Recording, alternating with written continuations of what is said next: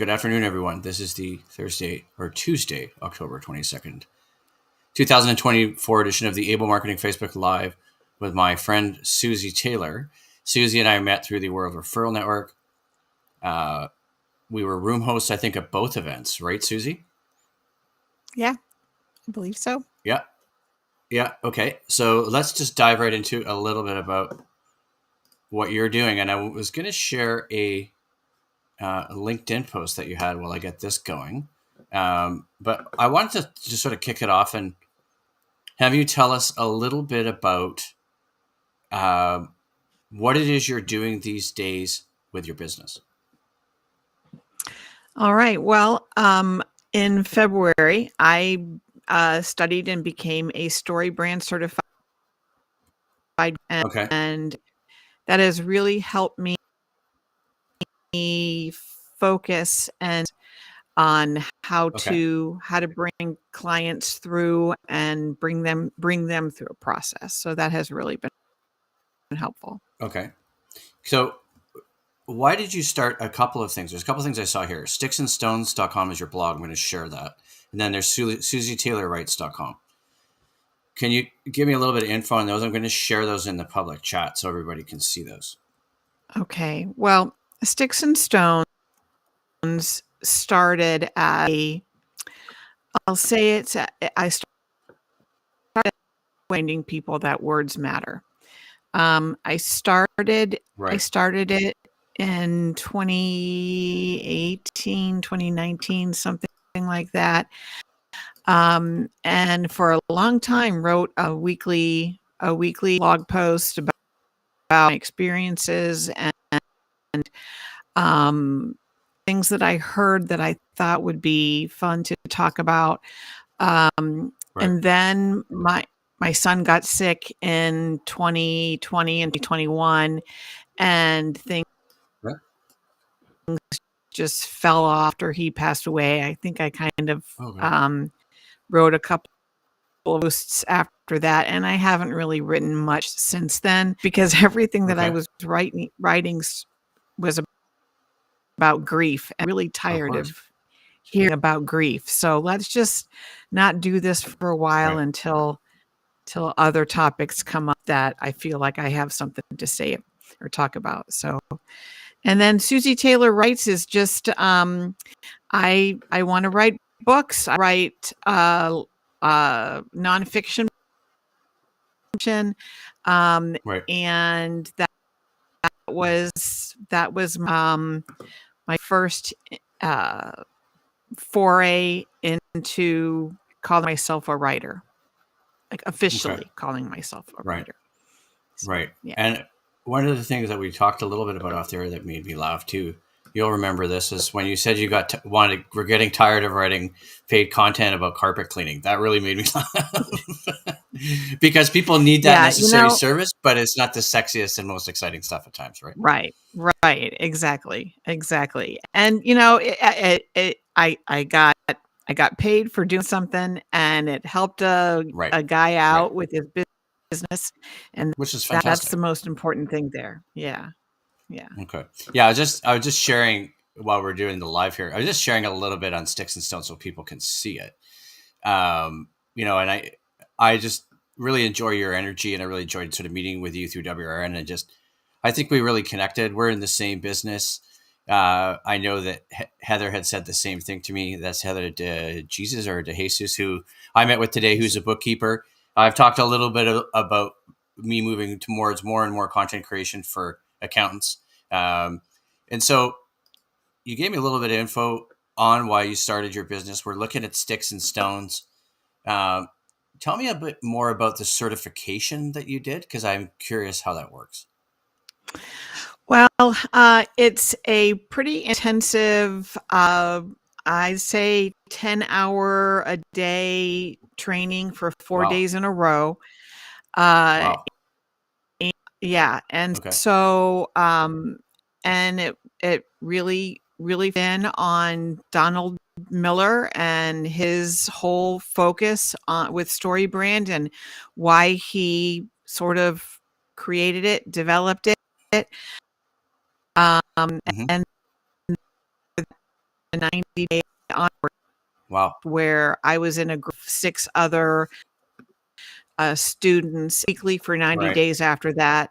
And then now for the first year, I'm in a, it's sort of like a on Slack, where if we've got questions into problems or somebody's looking for advice, we're all right there. And we know that we're all relatively new guides. And so it's not that we're you know how when you've got someone who's doing something for a long time and it feels a little intimidating to go to them and ask them for support. Well, when it's somebody else who's at the same level as you, then it's a little easier to ask for that support. And so there's always that support and that training there. And there are trainings online all the time. That I participate in every week. And Wow. so but I think it was very much worth it. Very much worth it. So that leads me into my next thing. I know I gave you the questions in advance. We talked a little bit about why you started your business. Did you have a background in writing and copywriting? The carpet cleaning jokes aside? I did. Not necessarily copywriting so much as writing. I've been writing professionally since I graduated from college in 1983 and started out as a newspaper reporter, and primarily covered agriculture. And then in 1990, became media relations director for the Ohio Farm Bureau. That meant I was editor of their magazine and in charge of news releases, and had an entire training program for county volunteers so that they could provide news releases and information to their local newspapers and radio stations. So, and then that all kind of came to a halt when all of that was BC, before children. And once the children came along, that really slowed that part of my life down. But I did continue to work for Ohio fruit and vegetable growers, and it was really fun, really fun. After the third son, it became a little bit more difficult. Right. Okay. Yeah, I'm just sharing the Susie Taylor rights site here too, so people can see that, because I think it's important that people have a look at that. And so let's keep moving with just sort of like the things that we talked about with questions. And you told me about the background in writing and copywriting and the media relations background, and I have some of the same too, but I can't see how you were intimidated by other people, because you have a pretty hefty background, to be honest with you. I'm not surprised you're such a good writer and kind of media person. So let's dive into something then about working with new clients. Who are the clients? Okay. And sort of like, how do you get started with them? Like, how do people find Susie, or when people come to me, they have something in particular that they want to deal with, whether it's they want to rewrite their news, their website, or they need emails, or they just need to figure out how to use social media. And we of course do that, but really like to get invested in the businesses that so we do that, but I do a lot of work on, why did you start your business? What was your goal when you started your business? Who is it that you work with? Who do you support? Who do you help? And then we go through the process of trying to figure out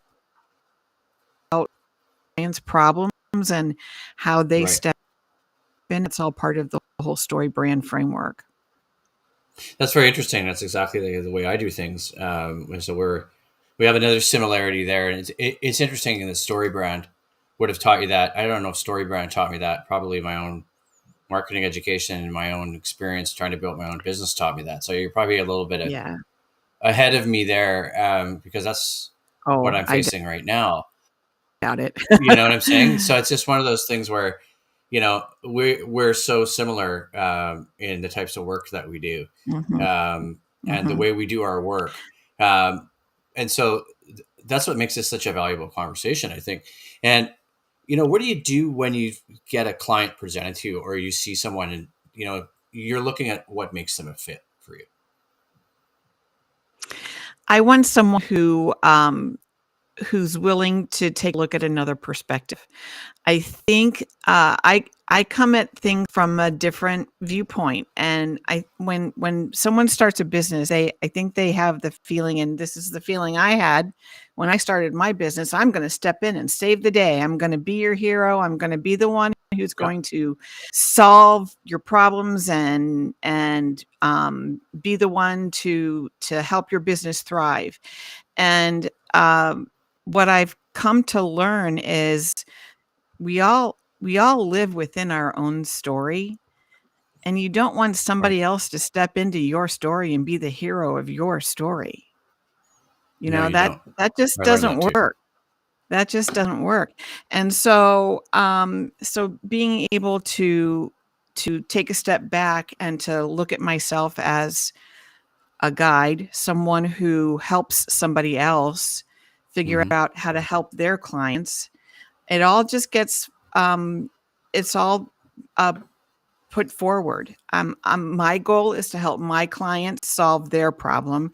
Their goal is to help their customers solve their problem, and it just keeps passing forward as we go. And I think it's a real servitude, a feeling of being a servant, Right. and not necessarily the hero or the big guy, big guns. I want to be able to serve the people who've come to me.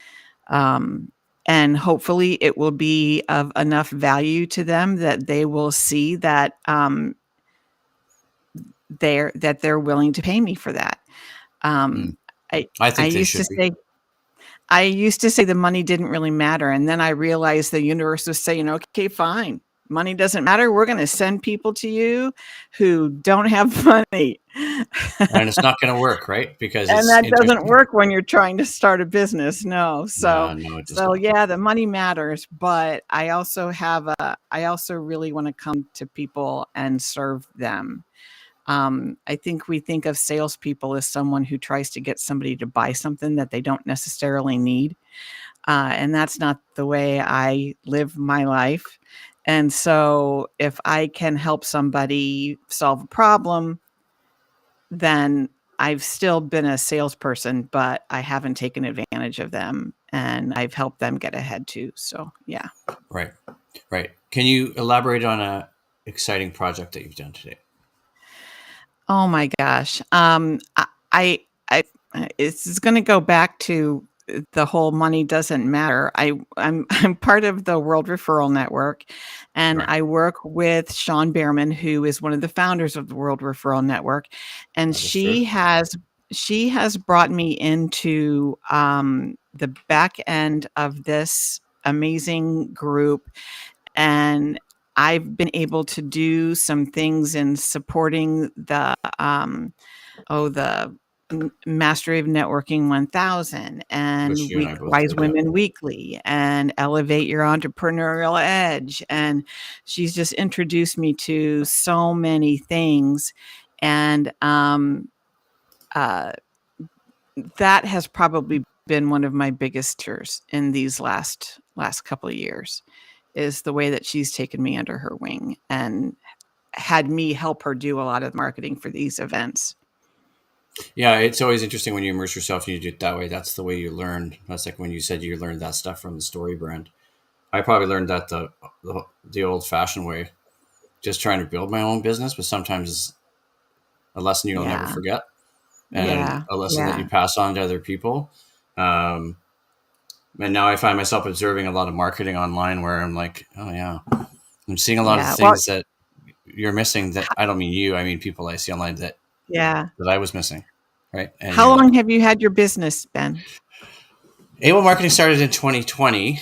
I was working for a company. I was doing freelance work on the side. The company kind of went bust. I started out probably 5 years ago doing writing for sports. That was freelance sports writing for some betting sites. The betting site got shut down during the pandemic, obviously with no sports on. I never went back to it for whatever reason, just never got contacted to do work. That's how I started my business. And then it kind of carried forward from lifestyle, about taking kids to school, having sort of already worked for companies where I'd done this kind of work, nonprofit, private business, government. And so it was just time to try and do something on my own. I probably learned more about marketing in 4 years than I ever learned previously. Yeah. And I'm grateful for the experience. But like you, it's like that for me right now. It's trying to figure out how to get paying clients and pay the bills, right? Yeah. Yeah. Well, I've been at this I just started my 4th year. But it's just been within the last 6 to 8 months that I really feel like I know what I'm doing. Same. I kind of had a different experience in that after all of the kids were out of the house, I'm sitting here thinking, what am I going to do now? And I don't have kids to watch after. Our oldest son passed away, and then the two younger boys go off to do their own thing, and I'm like, what's next? And that's when I looked back at what I'd done in the past, and I thought, I think I could do this. Well, I think you're just based on my experience, the kind of work that I've done in my career, and it's some of the things I've done for jobs. Like when you told me about the media relations experience and all the other stuff, like one of the number one things in those professions, because I did them, was writing, right? Yeah. That's one of your number one skills that's required, because people are writing press releases and people are writing messaging that's trying to convince somebody of a position, right? And sort of like, you must have been advocating on behalf of those groups in Ohio, right? That it's like a fruit growers association, and it was the Ohio Farm Bureau. So I advocated for the however many thousands of that belonged to the organization, and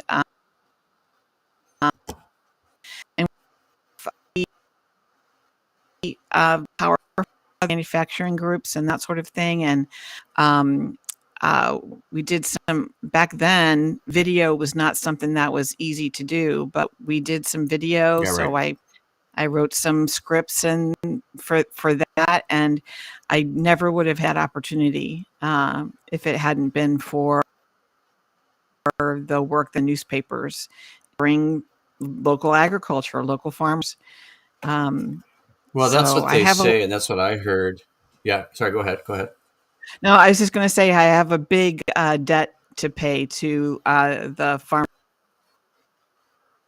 on their farms and let me ride around with their tractors and in their combines and take photographs. And, that's not necessarily what somebody wants to do, is to have some girl sitting in the combine with them taking pictures all the time. But they let me do that. And I was fortunate. Yeah, it's interesting. I'm sorry, I was going to say, I try not to cut you off, is that people either work in media relations and they've been a reporter and they switch to the other side. You see that a lot in Vancouver, Canada, where I live. People who worked in media, journalism, they then work for a company doing government or media relations, right? Because they've been in the media game and they know what it's like and they know how to deal with it. So they go to the other side and they're handling media requests and stuff like that, right? So it's kind of makes sense that you did things that way. And I just wanted to emphasize, I've shared a few things, including how to contact you, a couple of your websites, the World Referral Network website. And with that, we're going to wrap it up there, and I will talk to everyone